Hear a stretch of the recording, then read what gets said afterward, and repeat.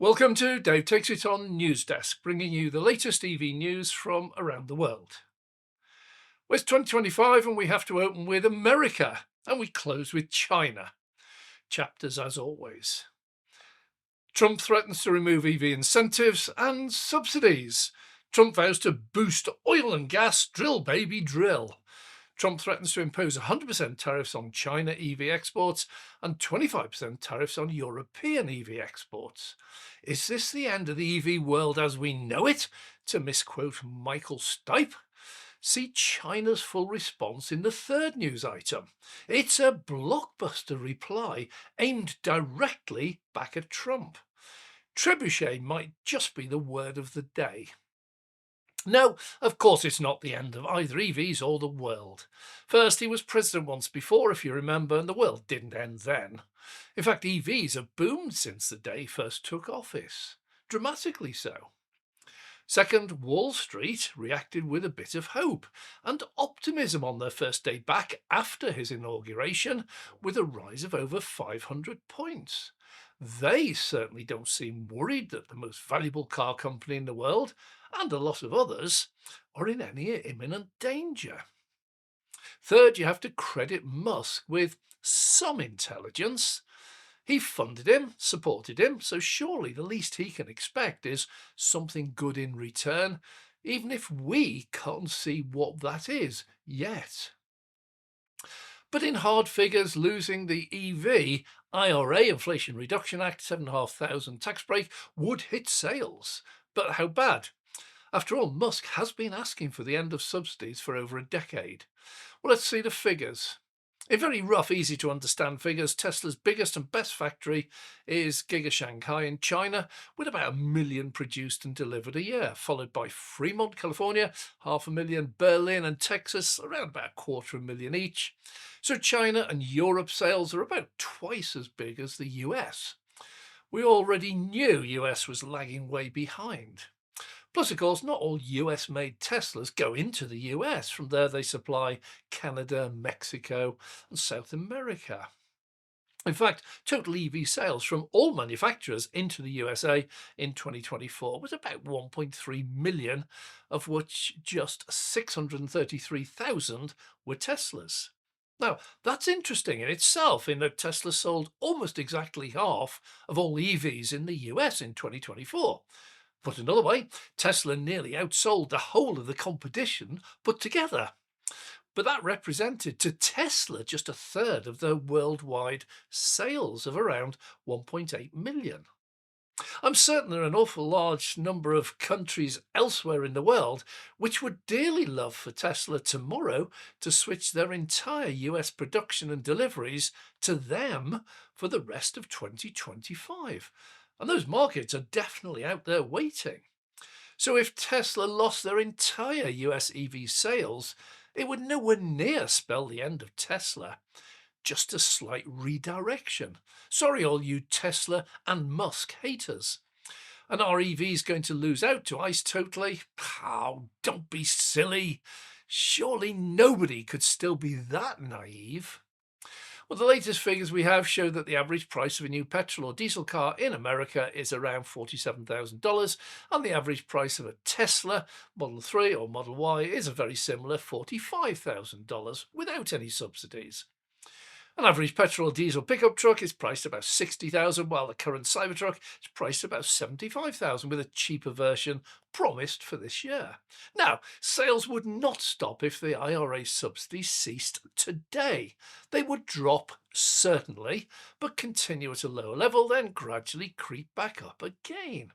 Once again, just look at the market. Many people lease these days, and most people, if they've been happy, and particularly if they've installed a home charger, will simply lease another EV.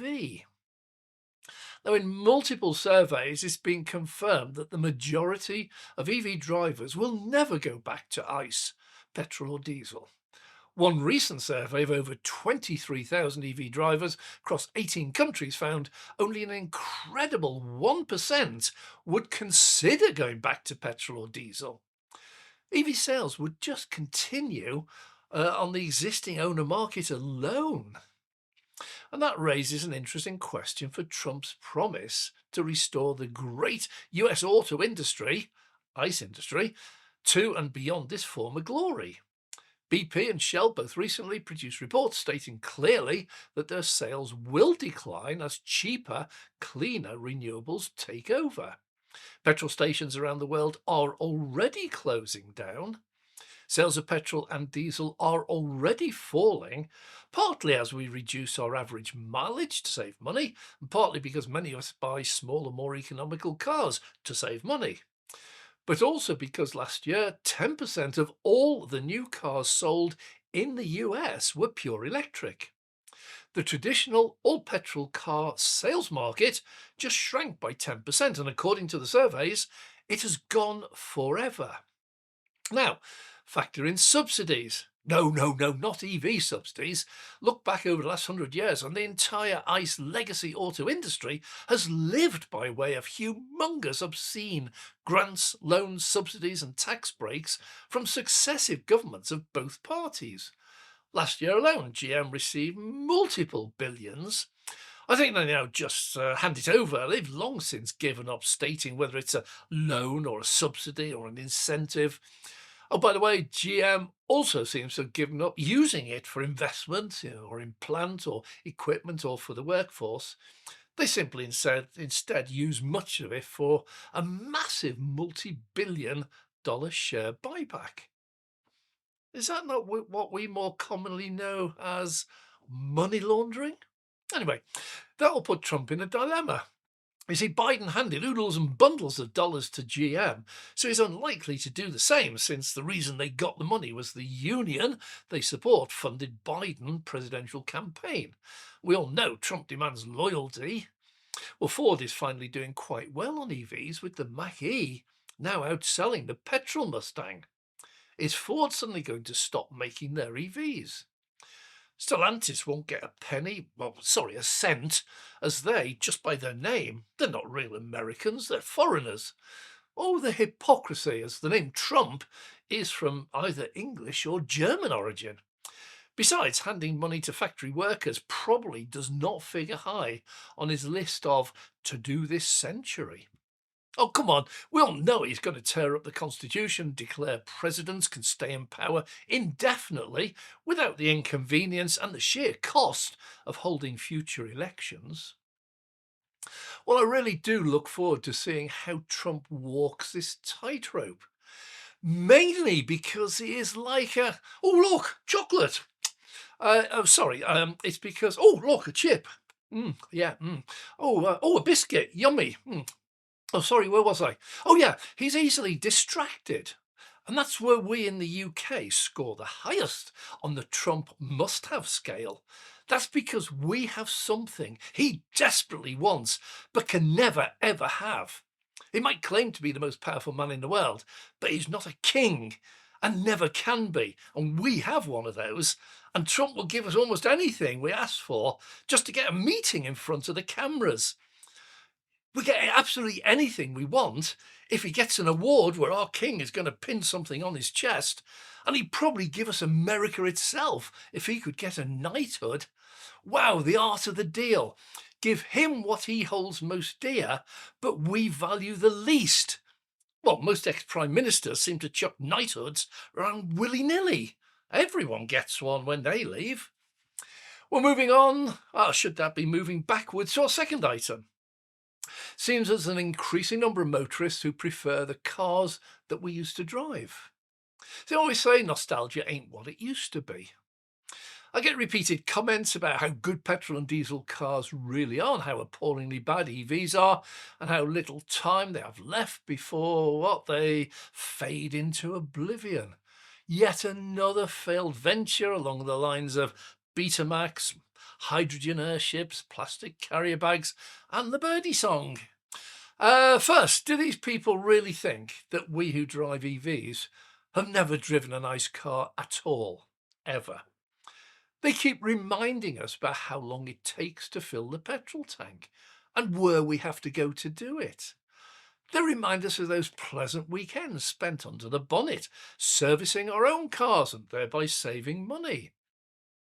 They state that after more than 100 years of development, the modern ICE car is a work of art, the pinnacle of excellence, and a model of reliability. So I actually thought that last one deserves to be challenged. Just how good are our modern ICE cars? Now, I totally agree with them that after a century of trial and error, development, technical and material advancements, and human training, the cars coming off the production lines today should be the best a man can get, as they say in the trade.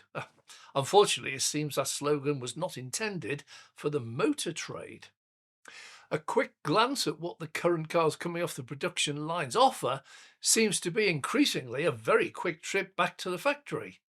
My eye was drawn to a recent GM vehicle recall. A particular piece of trim might come loose because of a faulty clip affecting 234 specific models manufactured between 2023 and 2024. So please mention it when you return to the dealer for your service. Very nice of them. But my eyes were immediately drawn to the next item, the next recall.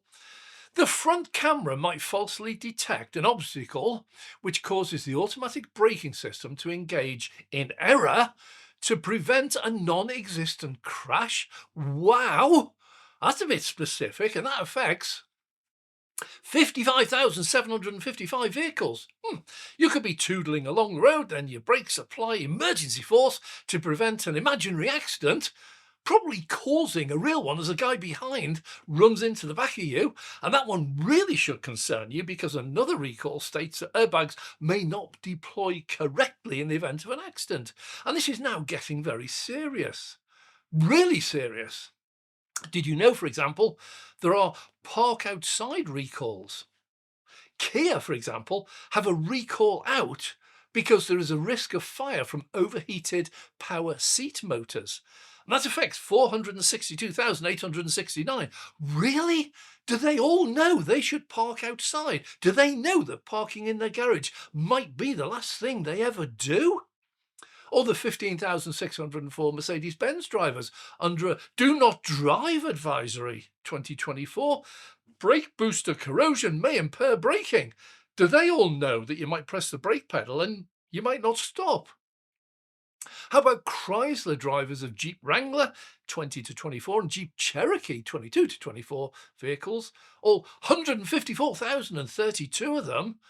They are under a park outside advisory. The high voltage battery pack may fail and cause a fire. The battery software must be updated and the pack may need to be replaced. Talking about catching fire, the Genesis G80. This is a 3.3 litre V6 turbo engine. The oil feed pipe is prone to deterioration, leading to oil leaks and an engine compartment fire. Even Lamborghini get in on the act, with the Urus stating, look out, the bonnet latch may fail and the hood may open or detach entirely while driving. Oh, the story's horrendous. Every manufacturer included, and the numbers are scary. In the millions for most of the larger manufacturers, nor are the EV manufacturers scot-free. Tesla, in fact, tops all the lists, with 11 recalls affecting 4 million vehicles. But, and this is a huge but, the vast majority I found state, and I quote, the issue is resolved by an over-the-air OTA software patch.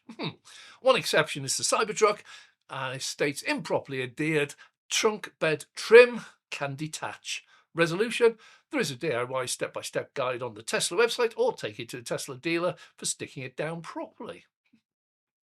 Now, some are really serious, like your car can suddenly lose all power. Now, that's not good if you're in the outside lane doing 70 mile an hour in heavy traffic. Some state rear axles or gearboxes can unexpectedly lock, causing loss of control.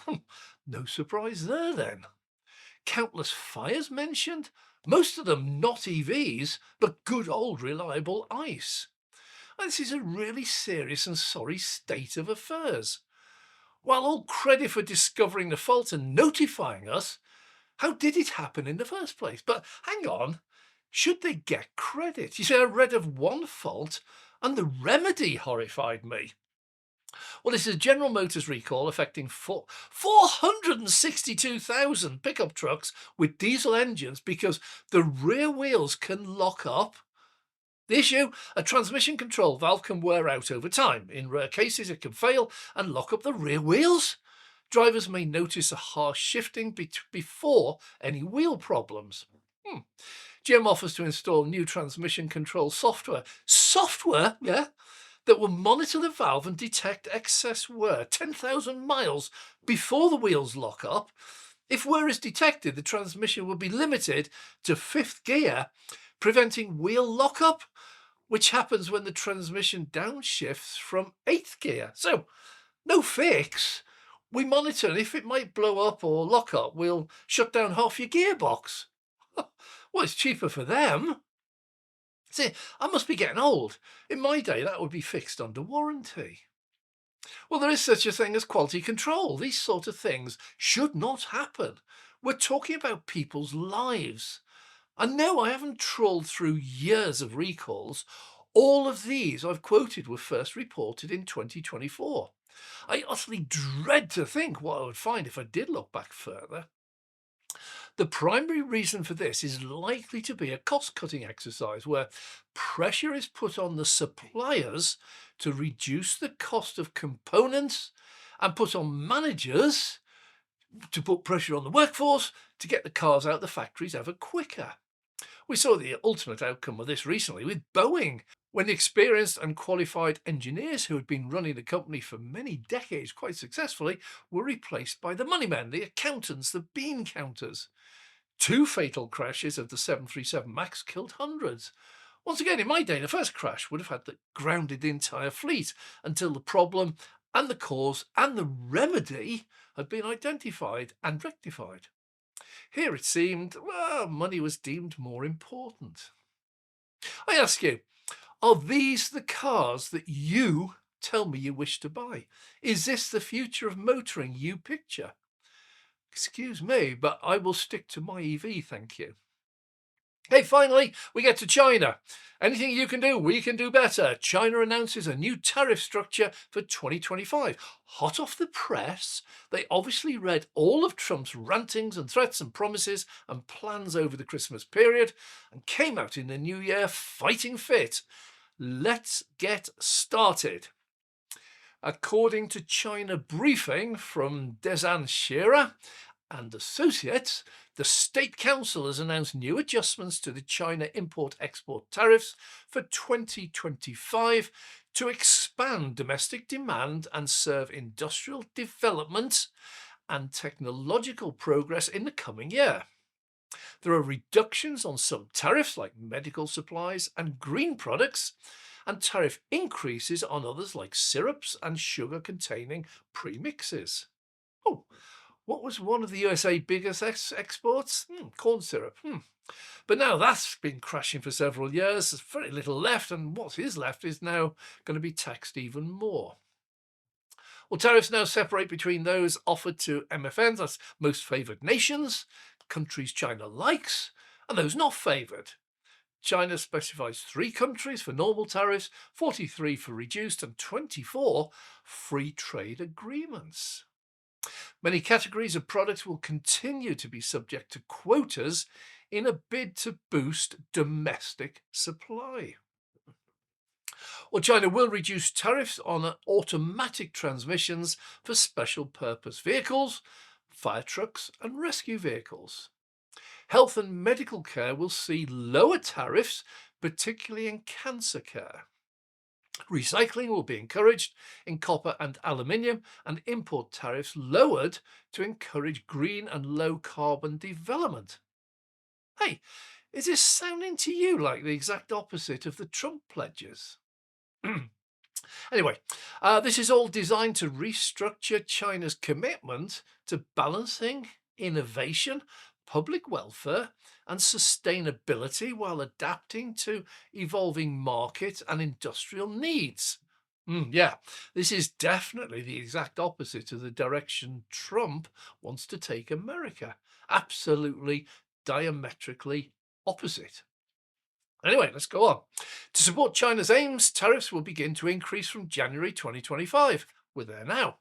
New tariffs will also arrive. specifically EVs. Ooh, wow, what a good job Trump is trying to stop America making EVs. China would only ban them or tax them. Other goods to tax include canned king oyster mushrooms, spodumene, that's something to do with lithium, and ethane. Ooh, just by chance that happens to be made in Texas. Well, there's a serious drive to improve the health and well-being of its population, and a drive to environmental sustainability.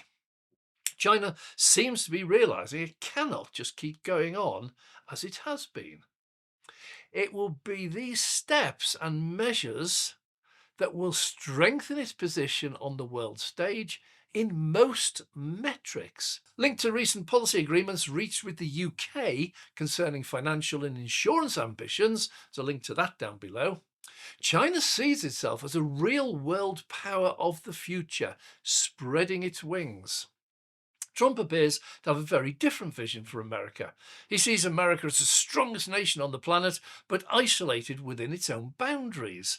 Almost like the old idea of the Lord in his castle. Almighty, all-powerful, huge, tall, thick castle walls, deep moat, and a drawbridge. When he raises that drawbridge up, nobody will dare mess with him. Well, if he's heading back in time, has he never heard of the trebuchet? Or is that just me? Well, I'm Dave. Thanks for watching. Please comment, like, subscribe, and join Patreon.